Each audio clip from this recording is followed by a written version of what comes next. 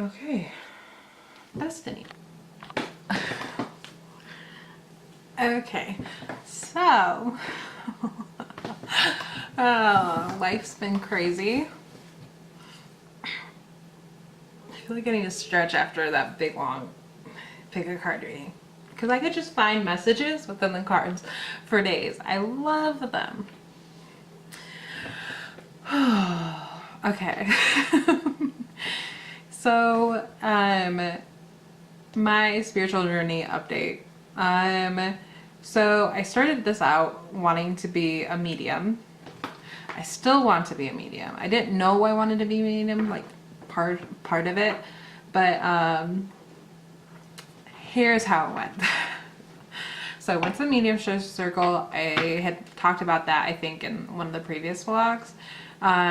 Broke down, realized I had a lot of core wounds that I needed to repair before I was able to work on my discernment.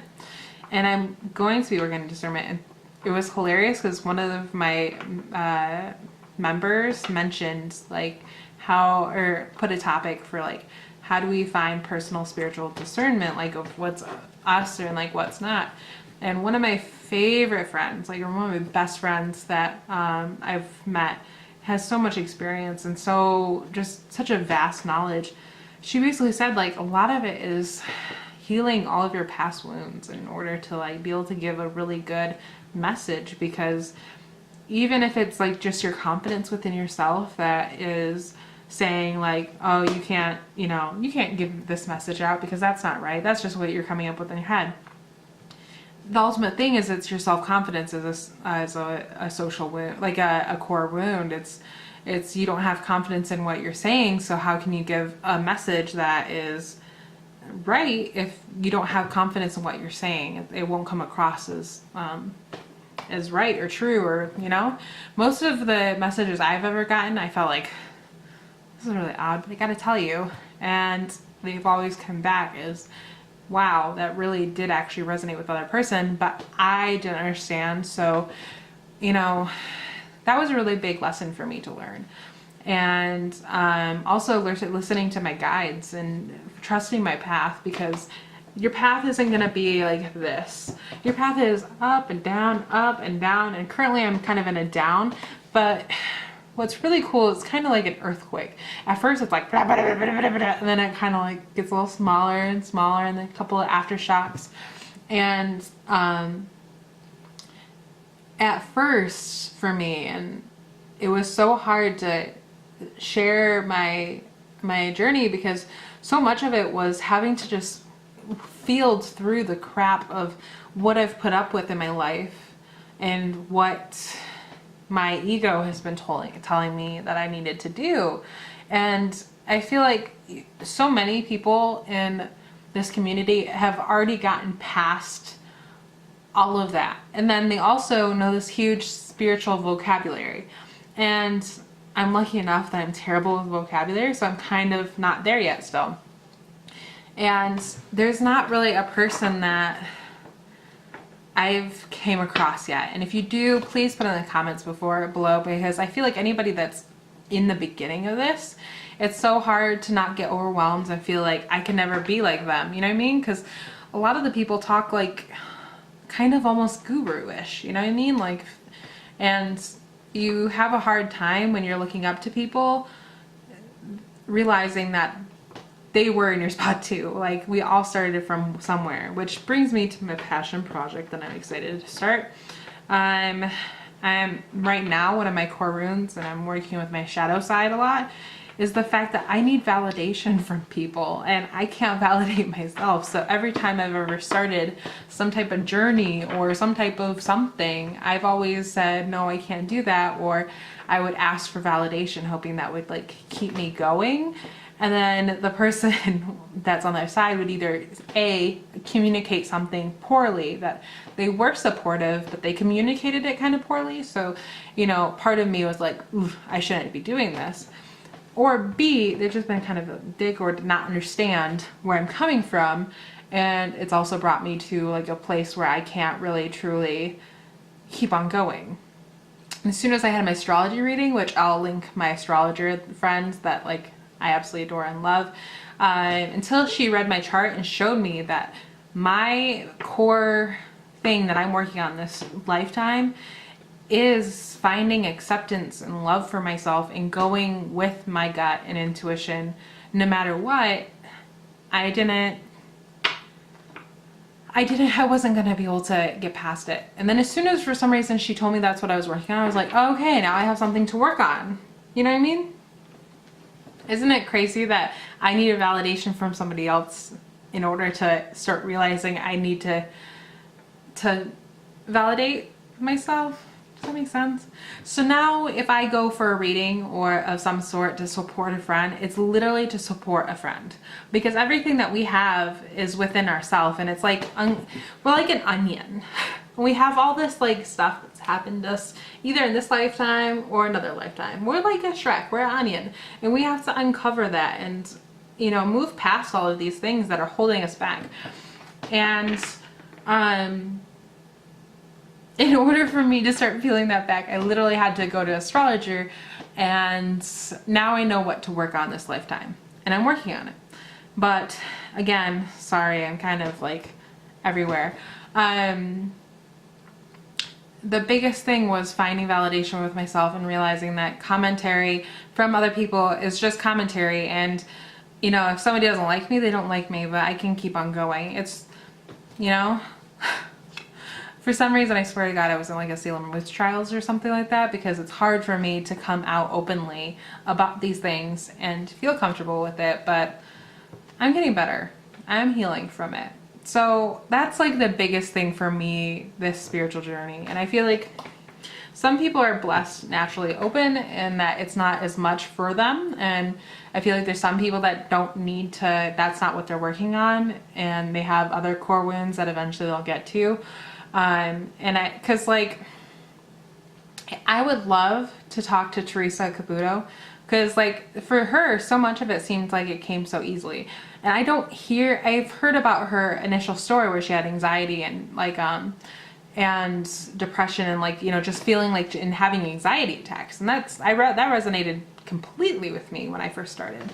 And that was part of the reason why I started, is I wanted to get control over this anxiety that I had. And I realized it was just spirit talking to me, and I didn't have to have anxiety over it. But for me, when I see Teresa Caputo, it's almost, I wonder what her, like what was her struggle in the beginning, because you see all these big mediums on the TV shows and stuff like that, and like, you know, on YouTube and Instagram, and you almost wonder like what are they uncovering? Like what struggles did they have when they first started it? Because I know for me and a lot of the people that I've talked to in these meetups it's our struggles are from validation and feeling like we might get, you know, sentenced to burn on a stake, you know, or, you know, be hanged. Like it feels like that's the type of thing where we possibly might end up with, you know what I mean? Like, and I don't know where that comes from other than it's possibly a past life. But in this, you know, new age, and like, yeah, there's still stuff to be scared of for us. And there's very much so that we could end up in a weird situation still. But I don't see that being as possible as, like, you know, even 100 years ago when or 200 years ago when the Salem witch trials was happening. It wasn't that long ago. So to me, that was like a really, that's so far what's been. And I've had, for me, a lot of it was also voice and having to find out how to find my voice, because I've never had that ability to have a voice. And I never felt comfortable sharing this stuff with me. Honest to God, and it might make me weepy, but I felt so uncomfortable talking about this with my family. For the past 5 years, I feel like, is when I started opening up to it with my mom. And it was when my grandmother was starting to pass, and I could feel her spirit as she exited. And I know that sounds so crazy, but when I've had a couple of times where as you're exiting and you're leaving your life behind, you start to get disconnected from your body. And I think a lot of, especially with older people that are sleeping a lot, that's when I started connecting with these people in a more spiritual way. And that was very scary for me because it felt like my grandmother would be right next to me, but she was supposed to be alive. So I felt like, what, is she dead? And I would have all this anxiety. And I never felt comfortable talking about this stuff with others because I literally felt like I might get put in a sane asylum. Which again, wasn't that long ago that they were putting people in insane asylums and doing shock therapy and all these crazy experimental stuff. So a lot of it has been uncovering this inner fear of being out there for the world to see. And it's going to take much more than just, you know, a few people in the limelight, like the mediums. Like, it needs to be more of an everyday thing. Like, if you're passionate about this and you're feeling these things, then we need to start working on feeling more comfortable in our skin and letting this side of us be a part of the world, because it's just going to grow and grow and grow. There's people that I would have never expected to be so empathetic. And I know that sounds silly because empathy is not necessarily a spiritual thing, but to me it is. It's empathy when there's a certain level where you're literally connecting with somebody spiritually to feel their pain. And for me, a big source of my gifts is putting myself in somebody else's shoes to the point where I feel like I'm connecting soul to soul level. And that was rough. And there's been so many days where I just felt so many emotions that I realized I didn't let out, and I felt so stuck with that it was just like unraveling. Like I was taking a scarf out of my mouth and just unraveling all of this stuff that has happened to me that I didn't realize actually affected me as much as it did. And again, I know that sounds silly, but that to me is what this journey has been. And I remember there's an Australian medium, I think her name's Annette, and I was watching her first videos of going through this, and she said, I'm pretty sure it was one of her videos, she said that so many of us feel like this, but so little actually continue. She goes that most, or I think it was her, maybe it was somebody else, it might have been Tyler Henry's book too, but everybody says that that first year is the absolute worst because you have to unleash all of these feelings and have to get past so much hard stuff in order to start opening yourself up. There's so much stuff when it comes to ego and our physical body that it's like blockages, like you have to undo these blockages. So that's pretty much where I'm at. I've had a lot of stuff happen where I didn't realize. And at one point I was cussing and cursing in my car saying, no! And there's some stuff that I can't talk about right now, but eventually I will. But overall, I'm in a really good place in my life, and I'm feeling much more intuitive, and I'm able to connect better. I've realized that I've had to let go of wanting to be a medium in order for that to eventually come back. I haven't been connecting soul to soul with people that have passed very often lately. I've had a really weird occurrence in the last meetup that I've been at, but other than that, it's been pretty status quo. But yeah. So I don't know if any of this made sense.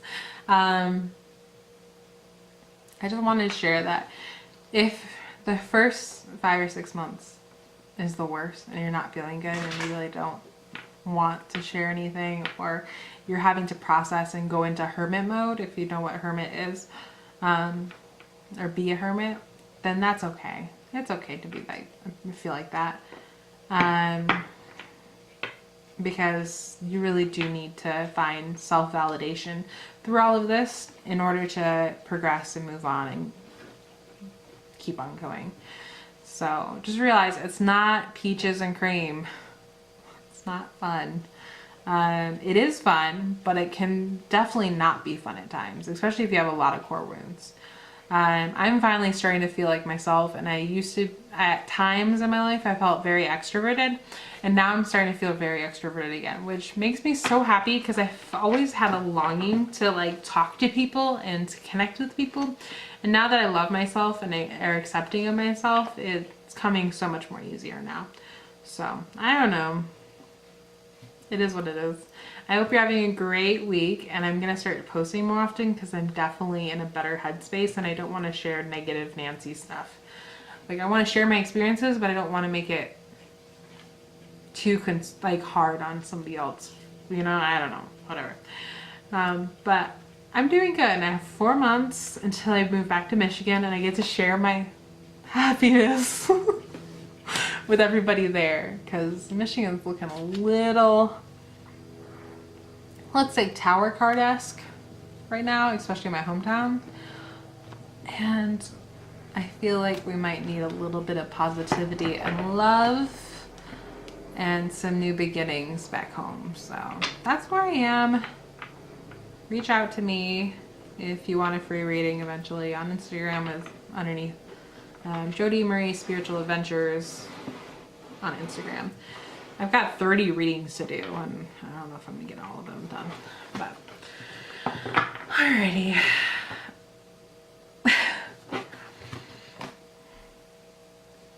Bye.